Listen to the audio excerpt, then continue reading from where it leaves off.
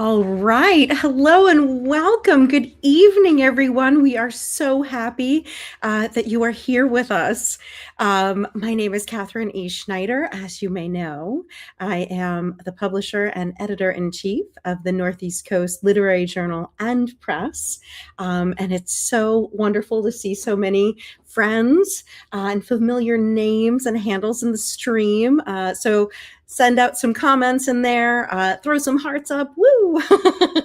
We're so happy to have you here, and hopefully everyone will find us, and everyone who can't make it live this evening hopefully will be catching the replay. This summer, we are so excited to be announcing and introducing to you our first full season of poetry collections for winter 2027. And tonight, we are especially excited to introduce to you our first poet from the winter 2027 lineup, Caelan Ernest. Hello, Caelan. Welcome. For having me. Oh my God. I could not be more excited to have you live with us this evening. We are so excited about tonight. I Am the Moment, your forthcoming poetry collection with the Northeast Coast Press. And we've had such an amazing time getting to read this incredible manuscript and now getting to share a little bit with our audience and getting to hear it live from you will just be the coolest thing ever. But first of all, how are you doing this evening, Caelan? I'm good. I'm so thrilled to be here. I'm so excited to read for the first time from this collection. Yes. I feel like this is going to be very Libra for Libra vibes, I hope. Yes. We're just twinsies in so many ways. I don't even the eyes. Our favorite eye colors. You look amazing, by the way, of course. Likewise. Thank you. And I was just joking around. It would be the hottest day of the week that we have this reading from Tonight I Am the Moment. Such a captivating and powerful collection. It's going to be amazing. So I hope everyone in the audience is getting themselves ready. You have your drink, you have your snack, and you're ready to listen to some incredible poetry. Yes, perfect. Allow me to introduce Caelan with their bio. Caelan Ernest, they, them, is a non-binary poet and performer living in Brooklyn. They are the author of their debut poetry collection, Night Mode, which is currently out of print. Most recently, their work has been published in the Northeast Coast Literary Journal, Volt, Community Mausoleum, Blush Literature, Them, Wussy, Hayden's Fairy Review, We Want It All, an anthology of radical trans poetics, and elsewhere. They have performed at venues including Segway's Reading Series, the Poetry Project, the New York City Poetry Festival, and more. They are part of the musical duo named Scales alongside Scott Bukoviec. I got it. Okay, good. Shout out to Scott. Where they throw parties in New York City. They hold an MFA in writing from Pratt Institute. Awesome. They are a publicist at Grey Wolf Press. Incredible.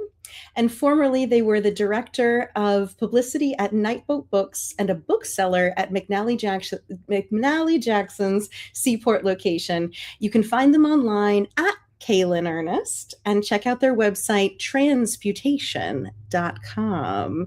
All right, without further ado, Caelan, I'm turning it over to you for your reading. Thank you so much, Catherine, and thank you everyone for tuning in. It's been probably over a year and a half since I've done a reading for a lot of reasons that maybe we'll get into during the Q&A. But I'm really excited, and this feels like a really meaningful way to get back into reading and performing, which I love to do so much. So with that, I'm going to start, I think, with a fun one. It's called Thingamajig. Thingamajig. I'm a thingamajig.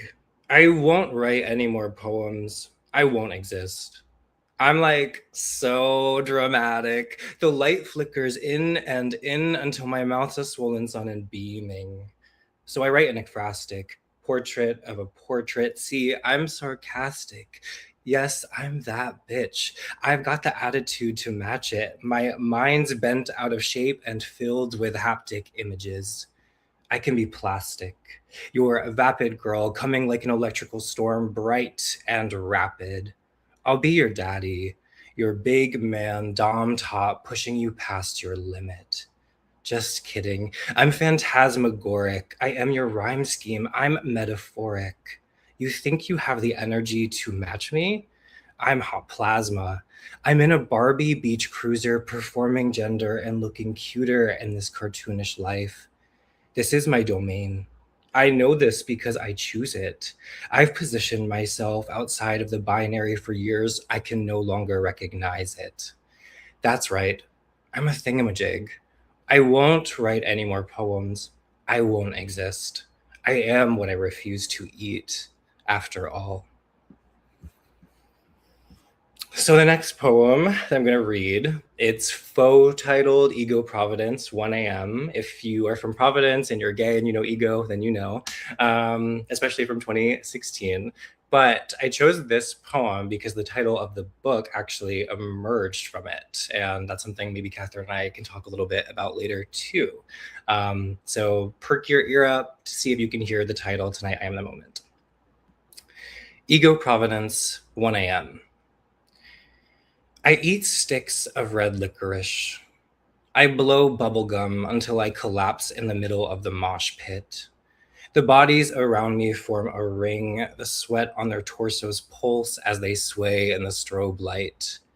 A group of candy kids conjure towers with their fingertips. They exchange colorful beaded bracelets over their wrists that are intricate because they were made to be given, then remembered. Maybe some people choose the techno feeling because it feels the most like forever. Tonight, I'll allow myself to indulge by becoming the spectacle. I'll kiss every man I see on the lips and tie knots in the cherry stems that come with my drinks. Nobody can stop the fire I'll cast from my body as I shake it to the beat of this song, whose single lyric is its name repeated in a warped, disarming tone. Tonight, I am the moment. I'll make an offering of myself until it's time to go. Wow! Okay, sorry, Caelan. I just had to. I couldn't hold myself back. You just gotta imagine the raging applause that is happening Oh. backstage. Thank you. This next one is called Venus on Her Way Out. Tonight, nobody will know my name. Tonight, Venus will come tumbling down from the gate, bringing the avalanche with her. I'll be watching from the oyster's underbelly, its shell crooning overhead as quakes from the mountain announce Earth's end. Tonight, I will be forced to tap into the trench of when I was boy. That deep, murky pool within me has endured the winter I sent to spite it. I was its spectator as it fashioned itself into an icy tourniquet, fending off all the sequins that fell from my garb as they dropped like well pennies. Each one glittered as they were hit with glints of light from the firebox I swallowed as I tried to undo what's been done to my body. Tonight, as Venus shows her face for the very last time, she will leave all traces of love to freeze over during the onset of a new Pleistocene. But tonight, I am dragon. Tonight, I will scorch whatever's left of that boy within me, burning every bit of plastic, of metal, as Venus's body turns back into light. This next one is called The Tattered Flags on My Coastline Make All the Seamen Sing. I love a long title.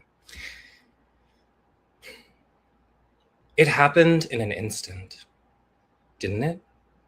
Every day we watched the men from the top of the hill. We hoisted the beach towels hastily, as quickly as our hands would allow. The sunlight hit the boats before they turned the corner of the coast, nosediving in slow motion out of sight. I remember that momentary glint, how we'd get just a glimpse of the golden ray beam before the sterns passed us by. The cheap fabric of the towel swayed lazily in the afternoon breeze to the tune of the music in my heart. I made my way back then. My grandmother and I kept busy by tending to the garden. Ripe tomatoes marked the middle of this season. We'd serve thick slices slabbed onto beef patties, the pulp oozing from both sides of the buns as we pressed them together, sunk our teeth in, engorged. The thing I loved most about being young was I knew what was expected of me. I did my chores, danced to the radio with the girls, and roughhoused with boys as we sipped cheap beer down by the overlook. I'd bike home from the beach just before dusk to prepare myself for supper. Some nights, my father came home.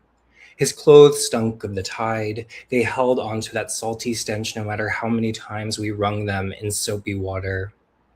Every weekend, I'd stop by the butcher's, and as he sliced deli meat, he'd tell me how good a guy my father was, how lucky to be raised by such a hard-working, honest man, all that he'd done for his family. At 5 o'clock, I'd help my mom sear cuts of steak in rosemary and butter. At 6 o'clock, my father ate heartily and told us no matter how much he loved the sea, he always looked forward to coming home to his family, his darling wife, his high school sweetheart, the woman who was the life of every party, the beauty at every ball. But that was long ago, before me. The thing I hate most about being young is how often my father tells me that soon enough he'd be the one drying off the beach towels in the heat of the summer sun. Father Neptune would spend his days on shore, keeping my wife and children company while I was away at sea. He was sure of it, that soon enough my family will be the ones to wave their wet towels like flags to signal me home. And I have two more poems. The first is Sister Stereo, which has an epigraph from Jack Spicer that reads, "The trouble with comparing a poet with a radio is that radios don't develop scar tissue." Sister Stereo. My sister is a stereo. My sister is a stereo in my car. Her voice comes from the stars. The signals she catches beam down from the satellites. Her radio receiver picks up the signals. Her radio receiver translates the signals into language. When I ride, I always let my sister choose the station. She likes old rock music. We know all of the words to Heart's discography. When my heart broke, she blasted Alone so loud my car speakers nearly gave out, but the ballad carried me home. My sister is a stereo. My sister is a stereo in the car I sold because I was broke. My sister has a new home. Now I walk everywhere I go. This is the last poem that I'll read tonight. It's my first time reading it aloud to anyone else, and it's called 1,000 Sprinklers Go Off in New England. This one also has an epigraph from Wanda Coleman that reads, "We lived off love. It was all we had to eat." 1,000 sprinklers go off in New England to signal you home. All streetlights go blue. The tide on the coastline is an avalanche. The ships on the horizon submerge like submarines exploring a hole in the seafloor. Dozens of sleeping drivers made it to their destination safely. You'd be one of them if only you had your license. Instead of currency or state ID, you keep poems in your wallet, transcriptions from the great poets in the Milky Way. When we were young, we would dance in the kitchen of the cosmos, and you would recite poems from memory. I didn't always understand the words, but I understood the language, how you spoke it. The children from our sister stars loved to come by our earthly apartment after supper to watch you perform. They didn't always have permission from their parents, so they'd sneak out, climb down the constellations like a ladder just to hear one verse. You'd tussle the children's hair, shaking stars out like dandruff or snow, and the floors would glow. You always apologized as we cleaned the star specks before bed. I'd always say I didn't mind because it wouldn't feel like home without any glitter. We'd laugh as we'd make love between satin sheets that pilled over the years from the friction of our intertwined legs. The cats would tug at the comforter at the edge of the bed until we let them sleep on our chests. Back then, I dreamed so bright I wore blackout curtains over my eyes. Now you're off in the sky doing important business and learning more poems from the beyond. When I miss you, I run through every yard in New England, setting off every sprinkler until you hear the music, until you come home. Thank you. I'm like, what is it? It's like screaming, crying, throwing up. Just beautiful, Thank you so beautiful, powerful, vivid poems. There's a lot of Let's just imagery. if you could see all the comments right now, Caelan. Just absolutely, absolutely incredible reading. And I had like tears in my eyes throughout because I was so excited for people to get to hear some of these from your incredible manuscript, from Thingamajig to, of course, Ego Providence, the poem that contains the title, Tonight I Am the Moment, and all the way, such powerful imagery of your family in that second to last one. And then in this last one, that is your first time sharing it live, 1,000 sprinklers. Just such tender, tender imagery. And I can't resist showing this comment from Riles. Oh. This is my new favorite. Oh my gosh. But, I feel like all of them are my favorite, Caelan. Tonight I Am the Moment is just so gorgeous. So let me stop gushing and just say thank you for such an incredible reading. Thank you so much. We could not be more excited about this book. But let's get into some of our questions here, Caelan. I could just gush forever, and of course I will later, even more. But let me get to some of these wonderful questions so that our audience can learn more about you. Up first, at what point in your life did you realize poetry was important to you and that you needed to write it? Such a good question. Thank you. So I mean, poetry and music are so embedded within each other and they're so intertwined. And I think hopefully it was evident how much music comes through in my poetry, how much I care about it, rhythm, sonic play, flow, lyric. And so music has always been so important to me all my life. And then I wrote my first poem for pleasure when I was in middle school. Yes. And it was so, I'm taking that poem to the grave with me because I remember it. It was my emo years. It was, it was about a black rose, very like Welcome to the Black Parade. Oh, yeah. It was very short, 4 lines, like A-A-B-B rhyme, but it was like the simple rhyme structure of me connecting it to music that I think I realized this was like monumental for me. Yes. And I was reading, like, for better and for worse in middle school, reading Sylvia Plath, a formative poet for me. But like even Lady Lazarus, like the last 3 lines, like, out of the ash I rise with my red hair and I eat men like air. And I was just gagged. I was like, what is going on? Like, how could you be so direct? Right.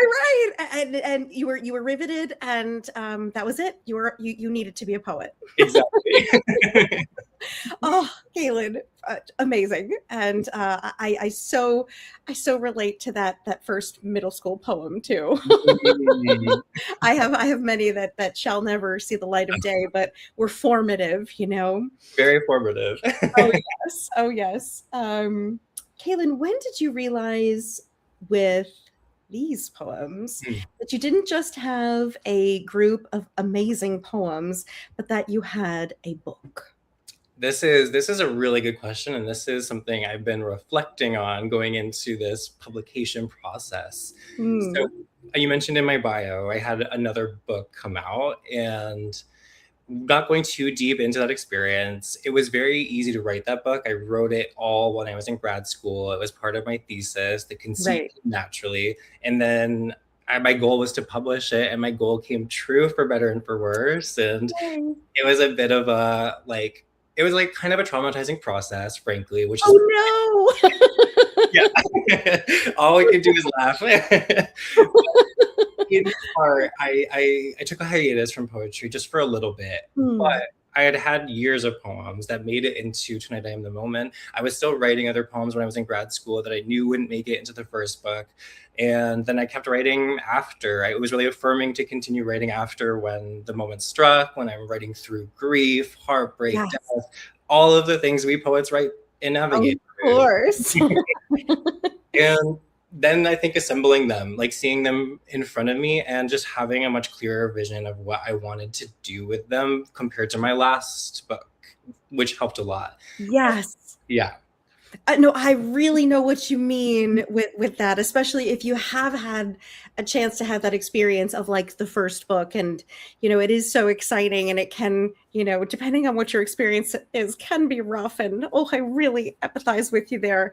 But kind of realizing, okay, now I really have kind of this really clear idea of what I want the next one to be, and just from a little behind the scenes Northeast Coast side of things, um, uh, the poem that has the title in it was published in issue 2. And of course, we love that poem. We love all of our, poems. But when I had read that, when I was reading through your submission, I was like, oh boy, I bet you there's a manuscript that this comes from. And wouldn't it be a dream if that manuscript were submitted to the Northeast Coast? And so we're very big fans of that, and can really clearly see just how beautifully it fits together. And the audience will have to wait to see the full thing to see how it does come together. But trust me, it's incredible. What images, speaking of the full collection, what images, themes, or obsessions kept resurfacing as you were writing these poems and shaping the collection? Shaping is such a key word here. If you know, Right. you know, with the book and the forms. There are so many different forms. There are so many different movements, tones, styles. And that was a huge piece, I think, of like arranging the entire book. But thematically, I think there's a lot of through lines that are the obsessions that I have, which is this question of home being one, where the earliest poems I wrote were from when I was still living in Rhode Island. And then when I moved to New York, like just over 9 years ago now. And this question of being in between, but also having two homes. Then, of course, like the ocean and pond imagery that I think came out in some of the poems I read tonight. Clubbing, dancing, music, cityscapes. Love is a huge one. I am Yes. a love confessional poet at my heart. And Oh, I love it. Yes, yes, yes, yes, absolutely. And just thinking about, I feel and I see all those images, and you did such a beautiful job of kind of giving a real glimpse into those thematic images, and even the poem where you share "Tonight I Am Dragon," right? oh, That one where you have that line. I was like, that's so cool. That's such a cool little riff moment on the title as well. I actually rearranged it just before the meeting because I clocked that and I was like, okay, wait, that's a better segue than ending. Right, yeah. That's so cool. Oh, we love it. We love it. Um, there's such a dynamic range of form, tone, and style in the collection.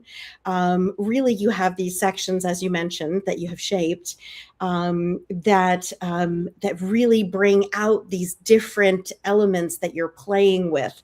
And how do you think about those different modes working together? So we have some that are really kind of tonally loud and intense, Mhm. maybe using all caps. Then we have others that work a lot with sonic play, and then others that are these incredibly beautiful, lyrical, narrative poems. Tell us more about how you feel they work together. Totally. I mean, this was something I think when I even submitted the manuscript to you that again, what I connected was the thematic resonances with each other. And I was working again with like 10 plus years of poems, and I have a wildly massive archive, and That's amazing. it's a good problem to have, I think.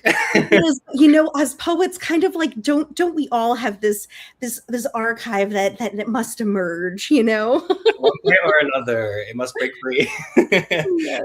And with this one, I mean, when I submitted it, I think part of when I knew like this was the right publisher immediately was you were so enthusiastic about the work that I got really excited about the poems again after my really bad experience with the last publisher. Oh, But you had such sharp insight that I could tell you really resonated, read, spent time with the poems, and you really helped fundamentally like shape or find the shapes of some of those sections where I intuitively knew some of the themes, but I didn't know how to arrange or sequence. So that was why the book didn't come so easily. It was a little stubborn.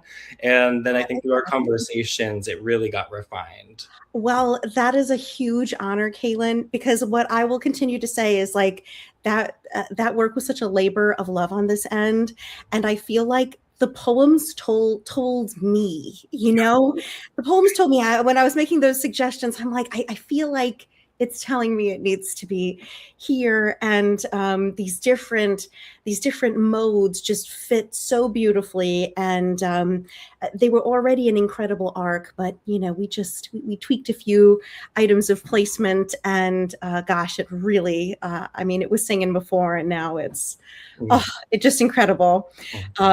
So you know, like Riles is saying, manifesting my signed copy as we speak.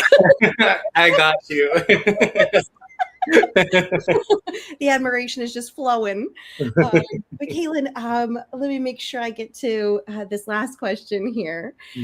What are you most excited for readers to experience when the book finally arrives in January 2027? This is a great question too. I think obviously, like I love to perform. I mentioned wanting to get back into performing. So if I'm performing near you, like we're thinking of some events and whatnot. So I hope people will come out for that. But I think again, the poems do have such a dynamic range in them on the page, and some of them are so visual that I'm just really excited and eager to hear how other people receive them when they're just reading it page by page or just flipping through and what sticks out. Yes, exactly. Absolutely, Caelan. We want people to hear you live just like tonight, and also to get to see these poems on the page and kind of see how all of that, the shape and these different sounds and sonic player are working. It's really incredible. Caelan, thank you so much for joining us this evening. Thank you so much for having me. And thank you everyone for tuning in. Yes. Oh, goodness. Thank you, everyone, for tuning in to this really special preview of Caelan Ernest. Tonight, I Am the Moment. And please make sure you are following Caelan on Instagram and elsewhere at Caelan Ernest. And make sure you're following the Northeast Coast at the Northeast Coast, of course. And, you know, of course, on our website, the Northeast Coast poetry.com.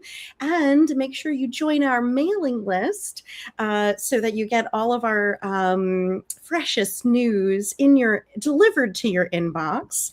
We will have more really exciting events coming up soon, more in-person introductions of winter 2027 poets, and some other experiences as we move closer to pre-orders and then closer to our launch at the end of January. It's going to be amazing. We look forward to having you with us. And if you are in the New York area or traveling to the New York City Poetry Festival, you'll get to hear Caelan live on our Northeast Coast lineup. Woo! And so please come on out and catch our lineup at the New York City Poetry Festival. And yes, continue to make sure you're following us for everything that's coming next, or just say hi if you happen to see us around. It's been an amazing evening. Thank you once again, Caelan. Thank you so much. Yes, thank you. And thank you so much to our audience. Have an amazing night, everyone. Bye. Bye.